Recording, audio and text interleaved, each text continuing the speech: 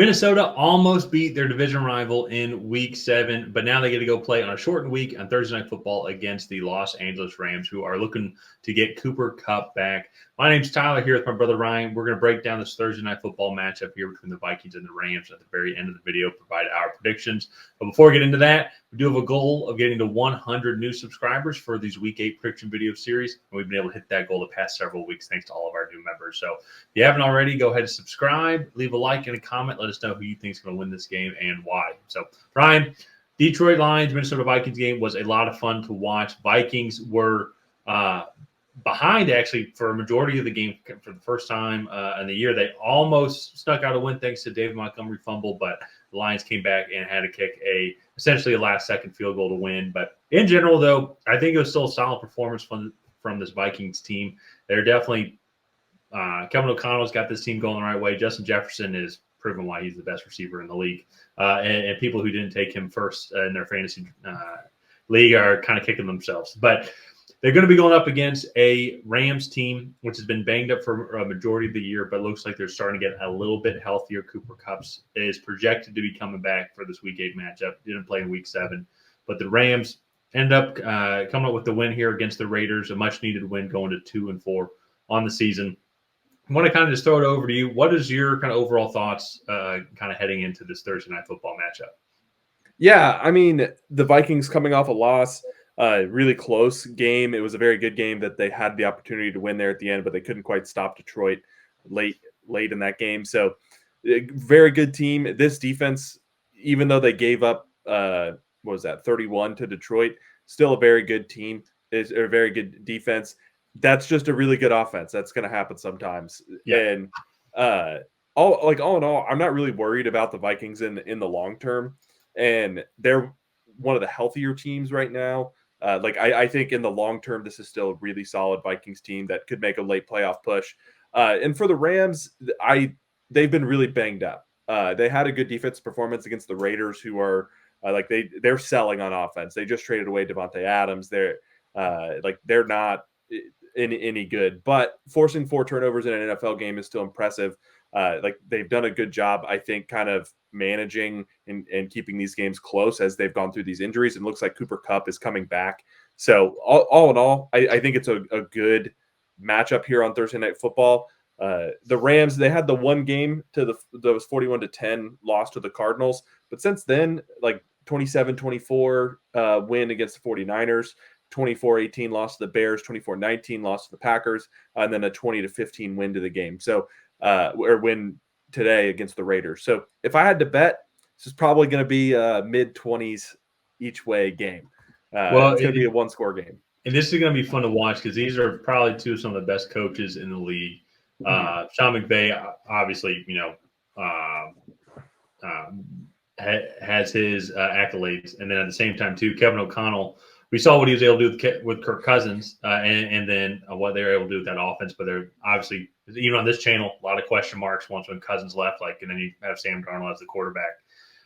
He has been able to do a great job kind of working with Sam Darnold and still making sure that this offense is productive as well. So it's going to be two great offensive-minded coaches here going up against one another. And the Rams offense, I think, has desperately been missing their Cooper Kupp and then Puka Nacua, which I believe he is a couple weeks out from coming back. But still having Cooper Kupp back is going to be huge for this team because the Vikings are going to be able to score on this Rams defense. And so they were able to go up against a pretty weak team in Las Vegas Raiders, who even traded away Devontae Adams, even though Adams hasn't been playing the past couple of weeks. But Aaron Jones has been running the ball really well. Obviously, we mentioned Justin Jefferson and their throwing game. They're just very consistent and very balanced. And so going up against this Rams defense here, who statistically is struggling a little bit, definitely below average in total yards allowed, 19th in passing yards allowed, and 29th in rushing yards allowed.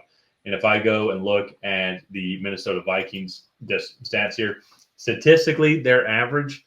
But I would say, I think a lot of that, though, is if you go look at their first 5 games, a lot of those games, they get super huge leads. And it's in the first half. And it's really just kind of contain the clock and, don't make these mistakes. I think if they needed to go into a shootout with Justin Jefferson's capability and then with the way that they're able to run the ball, I do believe that they can go and win a game in a shootout, and the Rams, I don't think they want to do that, especially now that they're still pretty banged up. You're getting Cooper Kupp back, but that's still just one guy. And if you Yeah, had a Cooper Kupp, Puka Nacua matchup, then that would he's be coming back, but he will not have a full workload. He won't be in the condition to do that for yeah. like 4 full quarters. So that he'll be on a pitch count for sure. Yeah, I have a feeling the way that this game is probably going to play out, it's probably going to play out how a lot of these Minnesota Vikings games go. I just think they're just going to come out hot. Brian Flores aggressive defense, and it kind of stymied the lines for a little bit, especially to start the game. I think they're going to put a lot of pressure on Matt Stafford here, make him have to make quick, decisive throws. If he's going to connect on those or not, that's going to be kind of the big difference in the beginning of the game. And if he's not, then the Vikings are just going to methodically have a well-balanced offense, work their way down the field against this Rams defense, which is subpar, to say the best. And then I think the Vikings are going to get up like 21-3, especially on the shortened week. And then it's just going to be kind of managing that game from there. And the Rams are going to have to go into kind of that West Coast Sean McVay style offense. So kind of getting into those predictions here, I am going to go with Minnesota here, even though it is on the road. There's going to be a lot of Vikings fans that are going to be at SoFi. And so pretty much any home game against a major market team for either the Rams or the Chargers is pretty much an away game. So Vikings fans are going to travel there, and it's going to be loud. They're going to have to do the silent count. I think the Vikings are going to win this one pretty handedly. Yeah, I'm also going to go with Minnesota. Even just looking at it on paper, on Thursday night especially, I usually try to go with the team that has like the better just personnel right now. And I understand Cooper Kupp's coming back, but you go look, this Vikings offense is playing really well. Justin Jefferson is the best receiver in the league. He's going to be really hard to cover on a shortened week. Yeah. This defense, their base schemes are just so much.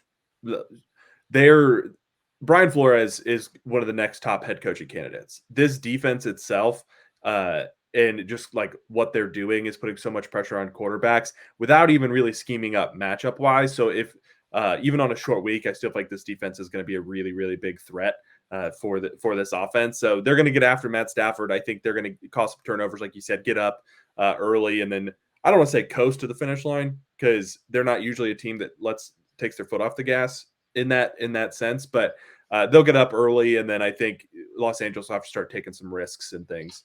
Yeah, and I see what you're saying, Coach, but they're definitely managed, like they manage the game throughout the entire time. But then when they get up to 3 or 4 scores, what we've seen them, they definitely have like, okay, we're not making any mistakes here. Let's hold the ball, let's keep moving the change, and let's keep doing what we're doing.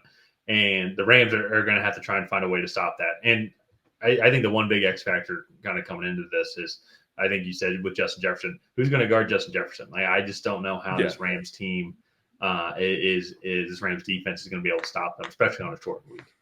Yeah. So we're both taking the Vikings here. Let's go ahead and wrap this one up. If you guys have not already, please go ahead and like and subscribe. It is the best way to help out the channel. While you're down there, go ahead and leave a comment on who you think is kicking out ahead. Will it be the Minnesota Vikings? Will it be the Los Angeles Rams? Other than that, we will see you guys next time.